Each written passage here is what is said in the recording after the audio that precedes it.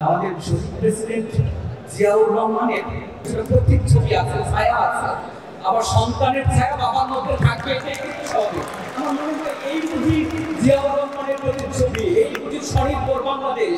আমি এমন একটা বাংলাদেশ চেয়েছিলাম, এমন একটা বাংলাদেশে আমি চেয়েছিলাম। আমরা একটা মানবিক বাংলাদেশ চাই আপনার কাছে।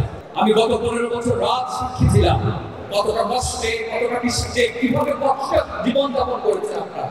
আমি আপনাদের মানুষ, আমি আপনাদের ভালোবাসা। ফলে আপনারা সবাই আমার সামনে যারা দাঁড়িয়ে আছেন, তারা আমার অহংকার, তারা আমার গর্বের জায়গা, তারা আমার শ্রদ্ধার জায়গা, আমার ভালোবাসার জায়গা। ফলে আমি এইখানে আপনাদের সামনে তাত্ত্বিক আলোচনা করতে চাই, মানে একেবারেই না। কারণ আপনাদের যে রক্ত ঝরেছে, ঘাম ঝরেছে, পুলিশের নির্বিচারে গুলিতে আপনার মাথা খুলি উড়ে গিয়েছে, আমি দেখছি সেসব। আমি গত 15 বছর রাত সাক্ষী ছিলাম কতটা কষ্টে, কতটা কষ্টে, কিভাবে কষ্ট জীবন যাপন করেছে আপনারা। ফলে আমি শেষ হয়ে যাচ্ছি না। সাংবাদিক হিসেবে যেহেতু আসছি, আমার একটা কথা বলবার আছে মাননীয় চেয়ারম্যানের কাছে।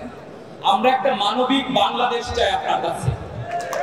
এমন একটা বাংলাদেশ, এই যে তরুণ সংবাদকর্মীরা এখানে দাঁড়িয়ে আছে, আজকে যুব দিবস, এই যে যুবকরা দাঁড়িয়ে আছে, সাংবাদিকরা কেন এই দেশে আসতে চায় না? আপনি মানবিক বাংলাদেশ গঠন করবেন এবং তাদের চাকরি থেকে শুরু করে সুন্দর পরিবেশে যেন তারা সাংবাদিকতা করতে পারে।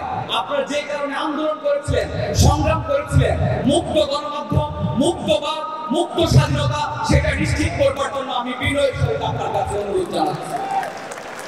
পাশাপাশি যেহেতু দাঁড়িয়ে গিয়েছি, দু একটা কথা না বললেই নয়।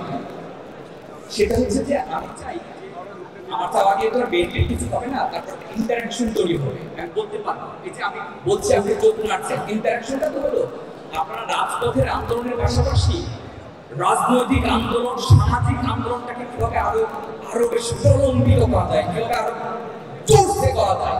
আপনি অনেক বেশি ধৈর্য আপনি পাচ্ছেন না, আপনি স্যামুয়েল বেকেটকে নিয়ে আসেন, আফসার নাট্যকার, আপনি ইউজিন অনিলকে নিয়ে আসেন, আপনি লাইভ শো করেন, আপনি অন্য কিছু করেন। যুগটা পাল্টেছে, যুব সমাজ অনেক কিছু করতে পারে, আপনারা সেই কাজগুলো করতে পারেন।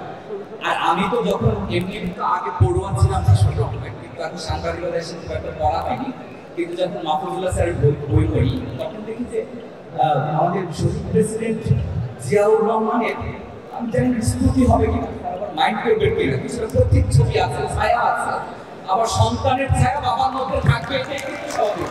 আমার মনে হয় এই বুঝি জিয়াউর রহমানের প্রতীক ছবি, এই বুঝি স্বনির্ভর বাংলাদেশ। আপনার বাবা যেভাবে সংকটে, সম্ভাবনায় স্বনির্ভর বাংলাদেশ রয়েছে, আপনিও এই জুলাই পরবর্তী সময়ে অস্থির রাজনীতিতে এমন একটা বাংলাদেশ গঠন করবেন, যেখানে স্বাভাবিক বাংলাদেশ এবং স্বাভাবিক মানুষ, সব মানুষ বলবে আমি এমন একটা বাংলাদেশ চেয়েছিলাম, এমন একটা বাংলাদেশে আমি চেয়েছিলাম।